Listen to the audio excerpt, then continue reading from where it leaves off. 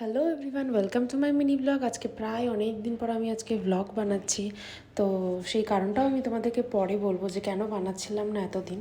সেদিন আমি আসা না প্রায় ভোর ভোর উঠে চলে গেছিলাম ময়দানে। দেখতেই পাচ্ছ আমি ভোর ভোরে গেছিলাম বলে ঠান্ডা লেগেছে, আমার সর্দি হয়ে গেছে রীতিমতো। তারপর সানা আমার প্রচুর ফটো তুলেছে, ভিডিও করেছে। এই যে আমি ওকে জোর জবরদস্তি রীতিমতো রিল বানানোর চেষ্টা করছিলাম, বাট পারিনি।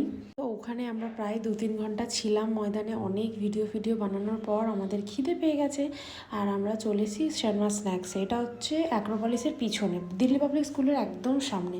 খুবই ভালো বানায়। আমি এখানে কচুরি খেয়েছিলাম, আমাদের লাস্সি খাওয়ারও প্ল্যান ছিল, বাট এতটা ফুল হয়ে গেছিলাম আমরা, তাই খেতে পারিনি।